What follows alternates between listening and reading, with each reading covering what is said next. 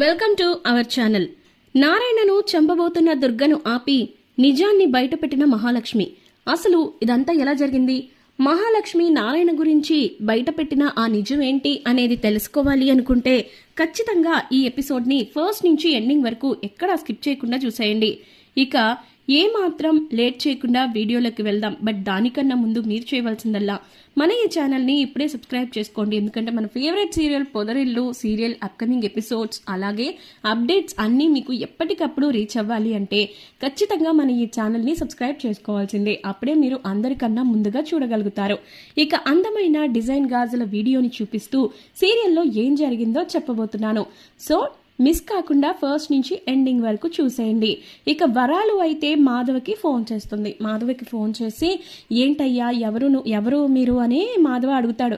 అడిగేసరికి నేను శైలజ అనే మహమ్మారిని కన్న తల్లినిలేండి అని అంటే ఒక్కసారిగా ఇంకా శైలు వాళ్ళ అమ్మగారా చెప్పండి ఏంటి ఫోన్ చేశారు అంటే ఆహా ఎంత పద్ధతిగా మాట్లాడుతున్నావయ్యా, నువ్వు మాత్రం పద్ధతికి మారుపేరుగా కనిపిస్తున్నావు, కానీ నీ తమ్ముడిని మాత్రం ఎంత దారుణంగా పెంచావు, ఎంత నీచంగా పెంచావు. ఒక ఆడపిల్లని ఇంత చిన్న వయసులో ఉన్న పిల్లని దగ్గరకు చేసుకొని తల్లిని చేశాడే, అలాంటి తమ్ముణ్ణా నువ్వు పెంచింది, అలాంటి తమ్ముణ్ణా నువ్వు ఇంట్లో ఉంచుకుంటుంది, అలాంటి తమ్ముణ్ణా నువ్వు ఇంత వెనకేసుకొచ్చింది. నా పెంపకం పెద్ద ఇది అది అని చెప్పావు కదా, ఇదేనా నీ పెంపకం? నా కూతురి జీవితంతో పాటు మా ఇంటి పరువుని కూడా గంగలో కలిపేశారు. మీలాంటి వాళ్ళని ఏం చేయాలి అసలు నేను అని చెప్పేసి ఇంక వరాలు అయితే నోటుకొచ్చినట్టు మాట్లాడుతూ ఉంటుంది.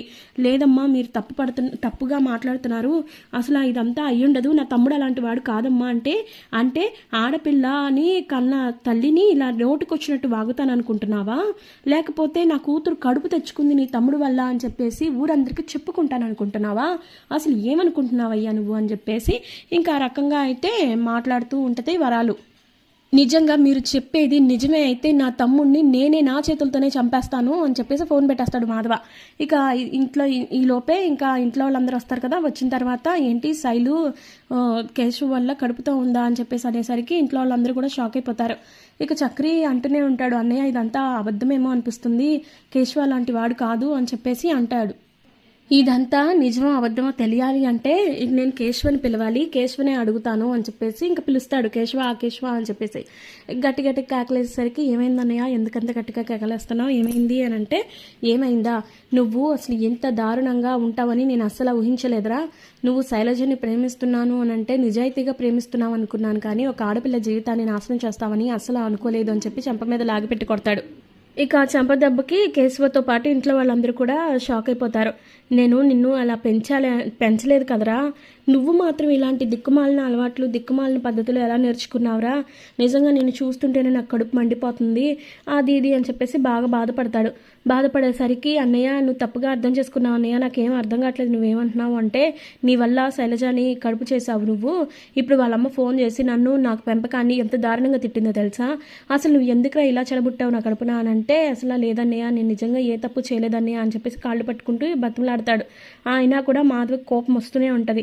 నేను నిన్ను ఎలారా పెంచాను, అసలు నువ్వు ఎందుకురా ఇంత పెద్ద తప్పు చేసావు, ఇప్పుడు ఆవిడ ఎందుకురా అలా మాట్లాడింది అది అంటే లేదన్నయ్య ఖచ్చితంగా ఇందులో ఏదో తప్పు ఉన్నట్టుంది, నాకేం అర్థం కావట్లేదు, నేనే తప్పు చేయలేదన్నయ్య, నీ పెంపకంలో పెరిగిన నాకు ఒక ఆడపిల్లతో ఎలా ప్రవర్తించాలో తెలియదంటావా అన్నయ్య, నేను ఇప్పటి వరకు శైలజతో అవును నిజంగానే ప్రేమించాను, కానీ తనతో ఏ విధంగానూ తప్పుగా ప్రవర్తించలేదన్నయ్య, నన్ను నమ్ము అని అంటే ఇంకప్పుడు ఆగుతాడు. అప్పుడు మహాలక్ష్మి వచ్చి అవును పెద్ది, నాకు కేశవ గురించి బాగా తెలుసు, తను ఏ తప్పు చేసుండడు, శైలజని సిన్సియర్గానే ప్రేమించాడు, నిజాయితీగా ప్రేమించిన ఏ ఒక్కడు కూడా ఆ అమ్మాయిని దగ్గర నుంచి అలాంటివి ఎక్స్పెక్ట్ చేయరు, నాకు తెలుసు, నా మాట నమ్ము ఒక్కసారి, నేను శైలజతో మాట్లాడతాను, అసలు ఏం జరిగిందో తెలుసుకుంటాను, అప్పుడు దాన్ని బట్టి నువ్వు డెసిషన్ తీసుకుందువు కానీ అని చెప్పేసి ఇంకలా మాధవని ఆపి మహాలక్ష్మి ఏం చేసిద్దంటే ఇంక వెంటనే శైలజకి ఫోన్ చేసిద్ది, స్పీకర్ ఆన్ చేసిద్ది.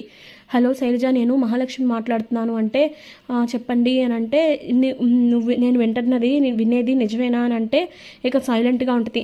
చూడు శైలు, నువ్వు ఇప్పుడు సైలెంట్గా ఉంటే చాలా అనర్థాలు జరిగిపోతున్నాయి, కేశవ తప్పు చేశాడని మా ఇంట్లో వాళ్ళందరూ కూడా నమ్మి తనని నిందిస్తున్నారు, నిన్ను కడుపు చేశాడని చెప్పేసి మీ అమ్మ ఫోన్ చేసి మరి తిట్టింది అని చెప్పేసి మహా చెప్పేసరికి ఒక్కసారిగా ఇంకా షాక్ అయిపోద్ది శైలు కూడా. ఏం మాట్లాడుతున్నారండి, మా అమ్మ ఫోన్ చేసి చెప్పిందా అని అంటే అవును మీ అమ్మ ఫోన్ చేసి చెప్పింది, నువ్వు అన్నావంట కదా, ఏం జరిగిందో నిజం చెప్పు అని చెప్పి అంటే, నన్ను క్షమించండి, మీ ఇంట్లో వాళ్ళని అందరినీ కూడా బాధ పెడుతున్నాను, నా జీవితం ఇలా అయిపోవడానికి కారణమైన మా అమ్మ నాన్నని మాత్రం ఏం చేయలేకపోతున్నాను, నాకు ఏం చేయాలో తెలియలేదు మహాగారు అని అంటే, అసలు ఏం జరిగిందో చెప్పు శైలజ, నేను చూసుకుంటాను అని చెప్పేసి అంటే, ఇక అప్పుడు చెప్పడం స్టార్ట్ చేసిద్ది. మా అన్నయ్య నాకు వేరే పెళ్లి చేయడానికి ప్రయత్నించాడు, నేను ఎంతో బ్రతిమలాడాను, నేను కేశవన్ తప్ప ఇంకెవరిని పెళ్లి చేసుకోనని, మా అమ్మని కూడా బ్రతిమలాడుకున్నాను, మా నాన్న కాళ్ళ మీద కూడా పడి మరీ బ్రతిమలాడాను, నేను నా ఈ జీవితంలో కేశవన్ తప్ప ఇంకెవరిని భర్తగా అంగీకరించలేను అని చెప్పి, కానీ ఎవ్వరూ కూడా నా మాట వినట్లేదు శైలుగా మహాగారు, నాకు ఏం చేయాలో అర్థం కాలేదు, ఆఖరి వరకు కూడా నేను పోరాడుతూనే ఉన్నాను, బలవంతంగా నా మెడలో తాళి కట్టడానికి ప్రయత్నించాడు, అందుకే వాళ్ళందరి ముందు నేను తల్లిని కాబోతున్నానని అబద్ధం చెప్పాను అని చెప్పి అనగానే ఇంట్లో వాళ్ళందరూ కూడా కొంచెం అప్పుడు మాధవ షాక్ అవుతాడు, అంటే ఇదంతా అబద్ధమా అని చెప్పేసి. ఇక అప్పుడు కేశవ మాత్రం అలా బాధపడుతూనే నుంచుంటాడు ఏడుస్తూ. ఇక అప్పుడు మాధవ కొంచెం కూల్ అవుతాడు. కూల్ అయ్యేసరికి అబద్ధం చెప్పవలసిన అవసరం అంతేమొచ్చింది శైలజ అని చెప్పి మహాలక్ష్మి అడిగితే, లేదండి ఇంకేం చేయమంటారు నన్ను, ఈ విషయంలో నేను అసలు ఏం చేయాలో కూడా అర్థం కాలేదు, నేను ఎంత బ్రతిమలన్నా కూడా ఎవ్వరూ నా మాట వినలేదు, కనీసం పట్టించుకోలేదు, ఆఖరికి నేను తల్లిని కాబోతున్నాను అన్న విషయం తెలిసిన తర్వాత ఈ పెళ్లిని ఆపారు, అందుకే ఆ తర్వాత నన్ను కొట్టి ఇంటికి తీసుకొచ్చేసారు, కానీ నేను నిజం చెప్పలేదు, అయితే మా అమ్మ కేశవని తిట్టడం మాత్రం తప్పే, నేను ఒప్పుకుంటాను, నేను ఈ విషయంలో వాళ్ళని ఊరుకోను అని చెప్పేసి శైలజ అంటది. అయితే ఈ విషయంలో కేశవదేం తప్పులేదు కదా అని చెప్పి మహా అంటే, తన తప్పు ఎందుకుంటుందండి, తన తప్పేం లేదు, నేను ఈ పెళ్లి నుంచి తప్పించుకోవడానికి అబద్ధం చెప్పాను అంతే, కేశవ నన్ను ఎప్పుడూ కూడా తప్పుగా ఇచ్చేయలేదు, తను నన్ను నిజాయితీగా ప్రేమించాడు, ఆ నిజాయితీ అయిన ప్రేమను చూసే తనని తప్ప నేను ఇంకెవరిని కూడా పెళ్లి చేసుకోకూడదని ఫిక్స్ అయ్యాను అని చెప్పేసి అనేసరికి, సరే శైలజ నువ్వు జాగ్రత్త, మేము హైదరాబాద్ వచ్చిన తర్వాత నిన్ను కలుస్తాము అని చెప్పేసి ఫోన్ పెట్టేసింది. ఇప్పటికన్నా అర్థమైందా పెద్ది, కేశవ ఏ తప్పు చేయడని నేను ఎలా నమ్ముతున్నానో నాకన్నా ఎక్కువగా నువ్వు కదా నమ్మాలి, నువ్వు నిజాలు తెలుసుకోకుండా అనవసరంగా కేశవ మీద చేయి చేసుకున్నావు పెద్ది అని చెప్పేసి బాధపడుతూ అంటది. అవును మహా, నన్ను క్షమించు, అరే నన్ను క్షమించరా అంటే, నువ్వు నన్ను క్షమించమని అడగడం ఏంటన్నయ్య, కాకపోతే నీకు నా మీద నమ్మకం ఎంతవరకు ఉందో అర్థం కాక నేను బాధపడుతున్నాను అంతే, నువ్వు నా మీద నమ్మకం పెట్టుకోలేదు అంతే తప్ప నువ్వు కొట్టావని నేను ఎప్పుడు బాధపడలేదన్నయ్య, బాధపడను కూడా, నువ్వు ఎప్పుడూ కూడా నాకన్నా పై స్థాయిలోనే ఉండాలి, నీ పెంపకం ఎప్పటికీ తప్పు కాదన్నయ్య, ఆ ఒక్క విషయం గుర్తుపెట్టుకో, రోడ్డును పోయేవాళ్ళు ఇంకా చాలామంది సమాజంలో ఉన్న వాళ్ళందరూ నోటుకొచ్చినట్టు మాట్లాడుతూ ఉంటారు, వాళ్ళు చెప్పేవన్నీ ఏమీ నిజాలు కాదు అని చెప్పేసి ఇంకా అలా బాధపడతాడు. ఏదైనా నన్ను క్షమించరా, వదిలేరా, ఇంకెప్పుడు నీ మీద చేసుకోను అని చెప్పేసి ఇద్దరు హగ్ చేసుకుంటారు. ఇక ఈ లోపే నారాయణ బయటికి వెళ్తాడు. పక్క నారాయణ బయటకు వెళ్తే ఇంకా తనని కిడ్నాప్ చేపిస్తాడు దుర్గా. అయితే మనుషుల్ని పెట్టించి మొహం మీద గుడ్డ కప్పేసి లాక్కొచ్చేస్తారు, కారులో వేసుకొచ్చేసి లాక్కొచ్చేసిన తర్వాత ఈ లోపు మొత్తం ఈ గొడవ అయిపోద్ది కదా. అయిపోయిన తర్వాత అవును సుపుత్ర ఏడి అని చెప్పేసి ఇంకా మహా అడుగుతుంది. అడిగితే ఏమో ఇందాక దాకా ఇక్కడే ఉండాలి, మరి రోడ్డు మీద అటు ఇటు వాకింగ్ చేస్తున్నాడేమో అని చెప్పి కన్నా అంటాడు. లేదురా, నాకు చెప్పకుండా ఎక్కడికి వెళ్ళారు కదా మీ నాన్న, ఒకసారి చూసిరండి అని అంటే, ఇంకప్పుడు ఒక అతనేమో అటుగా వెళ్తుంటే, ఇక్కడ మా నాన్న నుంచుని ఉండాలండి, ఎవరైనా చూసారా అంటే, ఇప్పుడే కదా దుర్గా గారి మనుషులు వచ్చి ఆయన తీసుకుని వెళ్ళారు అని చెప్పేసి బలవంతంగా లాక్కెళ్ళారు అని చెప్పి అనేసరికి, దుర్గా గారి మనుషులా అని చెప్పేసి చక్రి అంటాడు. అవును అని చెప్పేసి అని తను వెళ్ళిపోతాడు. వెళ్ళిపోయిన తర్వాత ఇంకప్పుడు చక్రి అలాగే మాధవ కేశవ వీళ్ళందరూ కూడా వెళ్తారు, మహాలక్ష్మితో పాటు అందరూ కూడా వెళ్తారు. అతనిని ఎక్కడ బంధించారో ఏంటో, అసలు ఏం చేద్దామని చెప్పి తీసుకెళ్ళిపోయారో, అసలు అతను మీ మేనమామ కదా అని చెప్పేసి మాట్లాడుతూ ఉంటుంది ఇంకా మహాలక్ష్మి అయితే. ఇక మరోపక్క దుర్గా ఎదురుగుండా ఒక కుర్చీలో కూర్చోబెట్టి కాళ్ళు చేతులు కట్టేస్తారు నారాయణవి, చంపేస్తాను అని చెప్పేసి. ఇంకా దుర్గా అయితే ఇది బాగా ఎమోషనల్గా అయిపోతూ ఉంటాడు. ఇక అప్పుడు, నేను నిన్ను బ్రతకనివ్వను, నువ్వు నా అక్కని చంపేశావు, మా జీవితాల్ని నాశనం చేశావు, అలాంటి నిన్ను నేను ఎలా క్షమిస్తాననుకుంటున్నావు, నిన్ను నేను చంపేస్తానరా అని చెప్పేసి నారాయణని కత్తితో పొడవబోతుంటే ఇంకా అప్పుడే చక్రి వచ్చేసి వెనకాల నుంచి పట్టుకొని ఇంకా ఆపేస్తాడు. ఆపేసి, ఏం చేస్తున్నారు మీరు, మా నాన్నని ఎందుకు చంపుతున్నారు, అసలు మా నాన్నని చంపాల్సిన అవసరం మీకేంటి, ఇందాక అసలు ఎందుకు ఇలా బిహేవ్ చేస్తున్నారు అని చెప్పేసి ఇంకా అలా గట్టిగా కేకలేస్తూ ఉంటారు మాధవ అయితే. అయినా కూడా అవేం పట్టించుకోకుండా దుర్గా చక్రిని విడిపించుకొని ఇంకా కత్తితో పొడవడానికి మళ్ళీ నారాయణని ప్రయత్నిస్తే ఇంకప్పుడు ఊరుకోకుండా ఇంకా చక్రి అయితే అలాగే కేశవ ఇద్దరు కూడా దుర్గని కొడతారు. కొట్టేసరికి, ఏంటి ఏమనుకుంటున్నావు, నువ్వు మా నాన్నని చంపుతూ ఉంటే మేము కళ్ళారా చూస్తూ ఉంటామనుకుంటున్నావా, చేతులు కట్టుకుని కూర్చుంటాం అనుకుంటున్నావా, చేయి చేసుకుంటాం ఖచ్చితంగా అని చెప్పేసి చక్రి అంటాడు. నా తండ్రి మీద చేయి వేస్తే చూస్తూ ఊరుకుంటున్నాం అనుకుంటున్నావా, చంపి పడేస్తాం, అది ఎవరైనా కానివ్వు అని చెప్పేసి ఇంకా చక్రి ఆవేశంగా మాట్లాడుతూ ఉండేసరికి ఇక అప్పుడు దుర్గా ఏమో వదలండ్రా అంటే అంటూ ఉంటాడు. ఏంటి వదిలేది, ఆ రోజు తోటలో మాత్రం చాలా పెద్ద మనిషిలాగా మాట్లాడావు, ఊరి పెద్దలాగా ఎంతో గౌరవంగా పద్ధతిగా మాట్లాడావు, ఇప్పుడేమో మా నాన్నని చంపబోతున్నావా, అసలు నువ్వు మనిషివేనా, ఇంత రాక్షసత్వంగా ఎలా ప్రవర్తిస్తున్నావు అని చెప్పేసి ఇంకా దుర్గని తిడతాడు చక్రి. అయితే ఇక ఆ మాటకి ఒరే రాక్షసత్వంతో ప్రవర్తించేది నేను కాదురా నీ తండ్రి అని చెప్పేసి ఇంక గట్టిగా అలా అంటాడు విదిలించుకొని. ఈ నారాయణని మాత్రం ఎవ్వరు చెప్పినా ఎవ్వరు అడ్డొచ్చినా కూడా వదిలిపెట్టను, వీడిని ఖచ్చితంగా వీడి చావు నా చేతిలోనే ఉంటుంది అని చెప్పేసి అంటుంటే, అవును మరి నువ్వు చంపుతూ ఉంటే మేము చూస్తూ ఊరుకుంటాం, అసలు నీకు మా నాన్నని చంపాల్సిన అవసరం ఏంటి అని కేశవ అడుగుతాడు.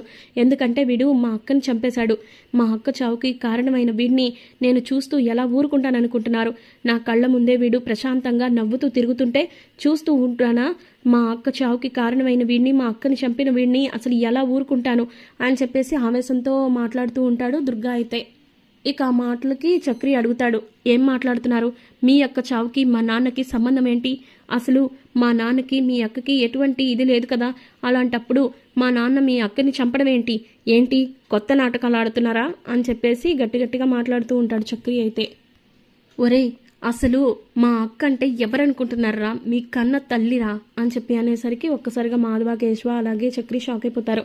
ఏం మాట్లాడుతున్నారు అని చెప్పి అంటే, అవును మా అక్క ఎవరో కాదు నీ కన్న తల్లి, మీరందరూ కూడా నాకు మేనల్లుళ్ళు అవుతారు, నా కర్మ సొంత మేనమామనే పరిచయం చేసుకోవాల్సిన పరిస్థితిని కల్పించాడు ఈ దరిద్రుడు, ఇంత దారుణంగా ప్రవర్తించాడు ఆ మనిషి, నా అక్కని చంపడమే కాకుండా పిల్లల్ని కూడా దూరం చేసేశాడు, ఎక్కడో వెళ్ళిపోయి సంతోషంగా ఉంటున్నాడు, అలాంటి వాడిని నేను చూస్తూ ఊరుకోను, వాడి కోసం ఇన్నాళ్ళు కూడా నేను ఎంతో ఎక్కడెక్కడో ఎతికిచ్చాను, వాడు దొరికితే అక్కడికక్కడే నిలువున నరికేమని కూడా మనుషులను పురమాయించాను, కానీ ఎక్కడా కూడా కనిపించలేదు, ఇన్ని సంవత్సరాల పాటు దాక్కుని బ్రతికాడు పెరిగి ఎదవా, ఇప్పుడేమో ఈ ఊరికి పిల్లల్ని తీసుకుని వస్తే నేనేమో చూస్తూ ఊరుకుంటాను అనుకుంటున్నారా అని చెప్పేసి ఇంకా అలా దుర్గా అయితే ఆవేశంగా మాట్లాడుతూ ఉంటాడు. ఇంకా ఆ మాటకి ఇంకా మాధవ కేశవ అందరూ కూడా షాక్ అయిపోతారు, అలాగే నుంచుంటారు.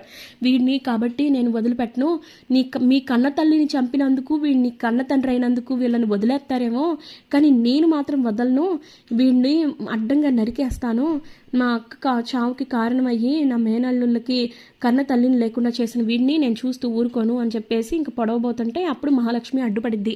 మీకు ఆవేశం తప్ప ఆలోచన లేదా, మీకు కొంచెం కూడా ఆలోచించే ప్రశాంతత లేదా, మీరు ఎంతసేపు ఎదుటి వాళ్ళని తప్పుడు కోణంలోనే చూస్తున్నారు, ఒక్కసారి ఆ విధిని దాటి బయటికి రండి, మీ అక్కను చంపింది మా సుపుత్రుడు కాదు అని చెప్పేసి మహాలక్ష్మి చెప్తుంది.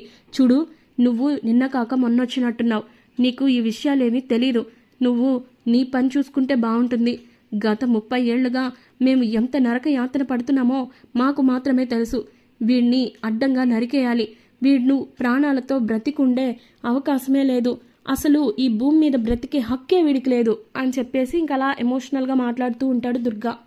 మీరు ఆవేశంతో కాకుండా కాస్త ఆలోచనతో ఉండండి, అసలు మీ అక్క చావుకి అలాగే మా పెద్ది వాళ్ళ తల్లి చావుకి నారాయణకి ఏ సంబంధం లేదు అని చెప్పి అనగానే అందరూ షాక్ అయిపోతారు. ఏం మాట్లాడుతున్నావు మహా అని చెప్పేసి మాధవ అడిగేసరికి, అవును పెద్ది, నారాయణకి అసలు మీ అమ్మగారి చావుకి ఎటువంటి సంబంధం లేదు, కేవలం ఎవరో చేసిన తప్పుకి నారాయణ శిక్ష అనుభవిస్తూనే ఉన్నాడు, తమ పిల్లలకి కన్న తల్లి లేదే అని ఆయన బాధపడని రోజే లేదు, నాకు తెలుసు నారాయణ గురించి, మీరు తప్పుగా అర్థం చేసుకుంటున్నారు దుర్గా గారు అని చెప్పేసి అంటది మహాలక్ష్మి. ఏం తెలుసమ్మా నీకు, అసలు నువ్వు ఎందుకు ఇదంతా మాట్లాడుతున్నావు అని చెప్పేసి అంటూ దుర్గా అంటే, నేను చెప్తాను అసలుకేం జరిగిందో, అసలు మీ అక్క చావుకి మా సుపుత్రికి ఎటువంటి సంబంధం లేదు, పాపం తనే తన భార్య కోల్పోయాడని చెప్పేసి ఎంతో నరకయాతన అనుభవిస్తున్నాడు, అసలు ఏం జరిగిందంటే మా సుపుత్ర వాళ్ళ అన్నయ్య రమణయ్య ఉన్నాడు కదా, అతను ఇంకా చంపేసింది అని చెప్పి అనగానే ఒక్కసారిగా మాధవ వాళ్ళందరూ షాక్ అయిపోతారు, పిల్లలందరూ. ఏం మాట్లాడుతున్నావు మహాలక్ష్మి అని చెప్పేసి ఇంకా మాధవ అంటాడు, అవును పెద్ది, ఇన్నాళ్ళు కూడా ఈ విషయం నారాయణ చెప్పలేదు, ఎందుకు చెప్పలేదో తెలుసా, ఈ విషయం మీకు తెలిస్తే మీరందరూ కలిసి రమణయ్యని ఎక్కడ చంపేసి హంతకులుగా మారతారోనని ఆ భయంతోనే చెప్పలేదు అని చెప్పి అంటే, ఇక అప్పుడు దుర్గా కావాలని నువ్వు కట్టుగా చెప్తున్నావు, రమణయ్యకి ఏంటి అవసరం అని అంటే, ఇంకా అప్పుడు చెప్పుద్ది, రమణయ్యకే అవసరం ఉంది, ఎందుకంటే వాళ్ళకి ఆస్తి ఉంది కదా, ఆ ఆస్తి కావాలి అంటే ముఖ్యంగా తన తమ్ముడును పిల్లలు ఉండకూడదు, అందుకని చెప్పేసి తమ్ముడు భార్యను చంపేస్తే ఆ నింద నారాయణ మీదకు వేయాలని, ఆ తర్వాత పిల్లలు అనాథలుగా మారుతారు కాబట్టి ఆ అనాథ బిడ్డలను తీసుకెళ్ళి అనాథ శరణాలయంలో ఉంచాలి అని చెప్పేసి ప్లాన్ చేశాడు ఆ మనిషి. అలా ప్లాన్ చేసి అనుకున్నట్లుగానే ఇదే రుద్రవరంలో 25 ఏళ్ల క్రితం ఇంకా ఆవిడ్ని చంపేసి ఆ నిందని సరిగ్గా నారాయణ మీద వేశారు.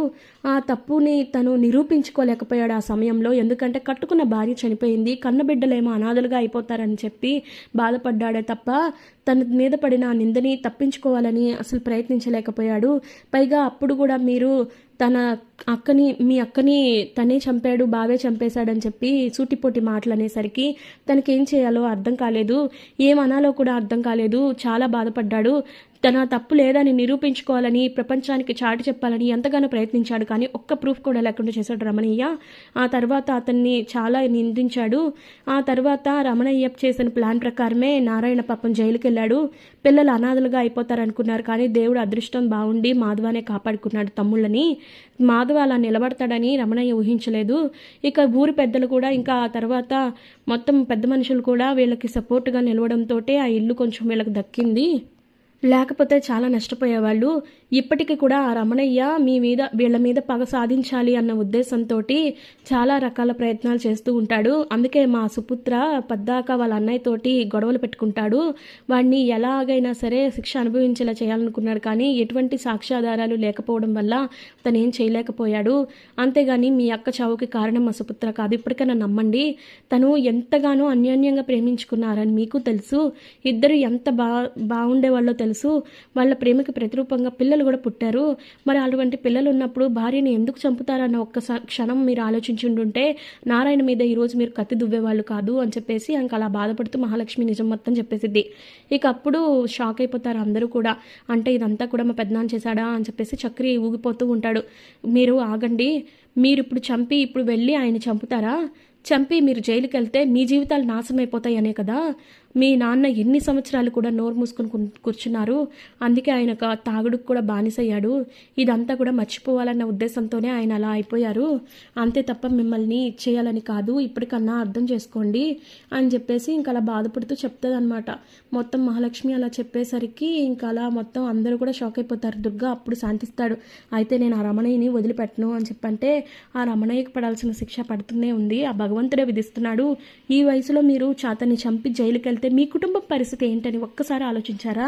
ఒక్కసారి ఆలోచించండి, అప్పుడు మీకే అర్థమవుతుంది అని చెప్పేసి ఇంకా ఆ విధంగా అయితే చెప్తా ఉంటుంది మహాలక్ష్మి. ఇక అప్పుడు దుర్గా కూడా ఆలోచిస్తాడు. ఏదేమైనా నువ్వు చాలా మంచిదానివమ్మా, నీలాంటి ఆడపిల్లలు ప్రతి ఇంట్లోనూ ఉండాలి. నిజంగా నీలాంటి ఆడపిల్ల ఇంక వీళ్ళకి కోడలైనందుకు చాలా సంతోషంగా ఉంది, నాకైతే చాలా సంతోషంగా ఉంది అది ఇది అని చెప్పేసి ఇంకా అలా బాగా మాట్లాడుతూ ఉంటాడు. ఇక అలా దుర్గా అనేసరికి ఇంక చాలా హ్యాపీగా ఫీల్ అవుతూ ఉంటాడు. ఇంకా నారాయణ కూడా. ఇక అప్పుడు కట్లు విప్పేసిన తర్వాత ఏదేమైనా సరే మా పెద్దనానికి మాత్రం వదిలిపెట్టము, అతన్ని చంపకపోవచ్చు కానీ చావుకు మించిన శిక్ష విధించేస్తాను నేను అని చెప్పి చక్రి అంటాడు. అవును, ఈ విషయంలో మా పెద్దనానికి బుద్ధొచ్చేలా చెయ్యాలి అని చెప్పేసి ఇంకా అలా మాట్లాడుకుంటూ ఉంటారు. ఇక ఇదంతా కూడా మహాలక్ష్మి చెప్పినందుకు చాలా థ్యాంక్స్ అండి, మీరు మా నాన్నని బాగా అర్థం చేసుకున్నారు అది ఇది అని చెప్పేసి ఎమోషనల్ అవుతూ ఉంటారు. మరి ఇప్పుడు చక్రి ఇంకా మాధవ అలాగే కేశవ కలిసి తన పెదనాన్న రమణయ్యకి ఎటువంటి శిక్షణ విధించబోతున్నారు అనేది తెలియాలి అంటే పొదరిల్లు సీరియల్ అప్కమింగ్ ఎపిసోడ్స్ వరకు వెయిట్ చేయాల్సిందే. మరి మన favourite serial Podarillu serial upcoming episodes కోసం మీరు చేయవలసిందల్లా మన ఛానల్ని సబ్స్క్రైబ్ చేసుకోవడం, పక్కనే ఉన్న బెల్ ఐకాన్ని ట్యాప్ చేయడం. అలాగే ఇలాంటి మరిన్ని ఇంట్రెస్టింగ్ అప్డేట్స్ కోసం మన ఈ వీడియోని లైక్ చేసి మీ ఫ్రెండ్స్ అండ్ ఫ్యామిలీస్కి కూడా షేర్ చేయండి. అప్పుడు మీకు అప్డేట్స్